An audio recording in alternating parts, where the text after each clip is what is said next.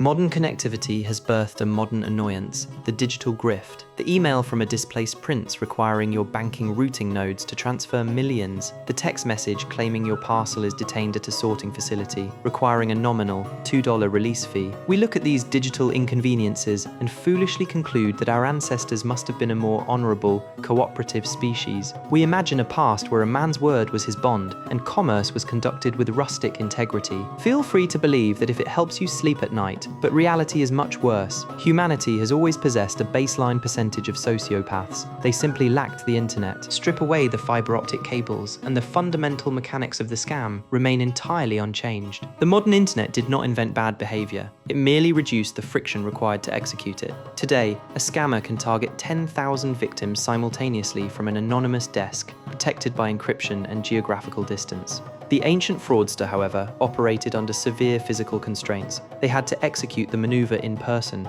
wearing a literal bedsheet, while maintaining direct eye contact with the person they were robbing. It required an extraordinary amount of raw audacity.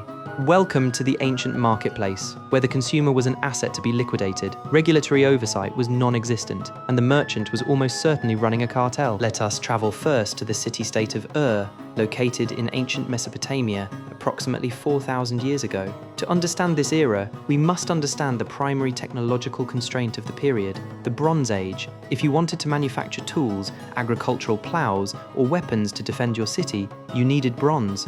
But bronze is not a naturally occurring element, it is an alloy. To create it, you require a precise metallurgical recipe, roughly 90% copper mixed with 10% tin. While tin was scarce, copper was the literal lifeblood of the global economy. And in the bustling trade hub of a merchant named Nasir possessed a near monopoly on the maritime copper trade flowing in from the Persian Gulf. He was, for all intents and purposes, a Bronze Age tech mogul. Because copper was traded in bulk, transactions operated on a system of advanced credit. A wholesale buyer named Arbitrum paid up front in silver coins for a shipment of premium-grade copper ingots. Having completed the financial transaction, Arbitrum dispatched his servants across the city to collect the merchandise from Nasir's secure warehouse. Upon arrival, the mechanics of the fraud unfolded. Nasir did not deliver the premium ingots. Instead, he pointed to a pile of low-grade, brittle, heavily corrupted scrap metal and issued a classic, pre-digital ultimatum. Take this or leave. If you do not like it,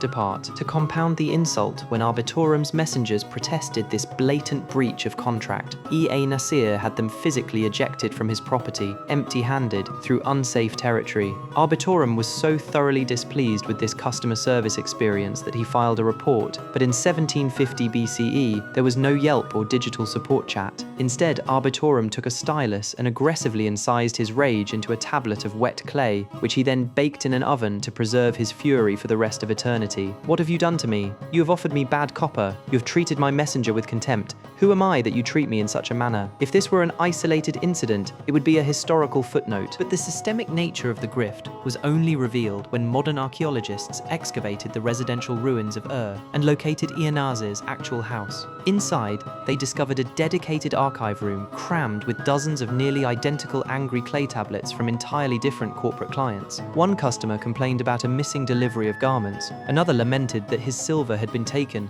and no copper was ever produced. Nasir was not a businessman facing supply chain issues. He was running a deliberate, multi-city, subpar metallurgical empire. He realized that because he controlled the supply, his customers had zero recourse. He was the ancient Mesopotamian equivalent of an anonymous eBay seller who ships you a literal brick instead of a graphics card and then deletes their account. He lived a life of supreme luxury, literally insulated by the physical evidence of his own fraud. But copper fraud is ultimately bounded by physical inventory. To observe fraud scaled into an empire-building macroeconomic engine, we must transition to late Republican Rome around the 1st century BCE and examine its wealthiest citizen, Marcus Licinius Crassus. Ancient Rome suffered from a severe structural vulnerability. The city's population was exploding, forcing the working class into dense, poorly constructed multi-story apartment buildings known as insulae. These structures were built almost entirely of cheap wood, insulated with flammable materials, and lit by open oil lamps. To make matters worse, Rome possessed narrow streets and absolutely zero public fire departments. If a fire broke out in one room, an entire municipal district could be reduced to ash within hours. Crassus recognized this systemic market failure, but rather than creating a public safety apparatus for the common good, he engineered a highly profitable extortion ring. He purchased 500 highly capable slaves, trained them rigorously in structural demolition and firefighting techniques, and acquired specialized equipment. He created the world's first high-efficiency private fire brigade. Then he waited. When a fire inevitably erupted, a lookout would signal Crassus. The billionaire and his private army of 500 first responders would march directly to the scene of the disaster, but they did not deploy the water buckets. Instead, Crassus would calmly step forward, locate the panicked property owner whose livelihood was actively combusting, and open a real estate negotiation. Option A, refuse. Watch it burn to ash. You now own nothing. Option B, accept. Sell the property to Crassus right now for 5% of its actual value. Crassus would offer to purchase the burning structure alongside all the adjacent, endangered properties on the spot. But his offer was a predatory, microscopic fraction of the property's worth. If the owner refused the offer, Crassus and his 500 firefighters would simply stand in a perfect perimeter, arms crossed, enjoying the warmth of the blaze. They would watch the building burn until the structure collapsed into rubble. The very second the desperate owner signed over the property deeds, Crassus would snap his fingers. The 500 slaves would spring into action, extinguish the fire, tear down the safety hazards, and immediately begin rebuilding a new, cheap apartment complex to rent right back to the displaced citizens. Through this aggressive acquisition strategy, Crassus became the largest real estate holder in the capital and the richest man in Roman history. He did not invent the fire department to save lives. He invented it to weaponize arson as an asset acquisition strategy. Next time you receive a fraudulent communication promising an unearned financial windfall or an unsolicited package delivery link, there is no need for despair regarding the moral decline of the modern era. The architecture of human deceit remains perfectly constant. The tools have merely evolved from baked clay tablets and linen puppets to fiber optic networks and silicon chips. The human operating system has not received a security update in 50,000 years. The grifters are just using faster networks. Stay safe, verify your copper sources, and avoid the templates.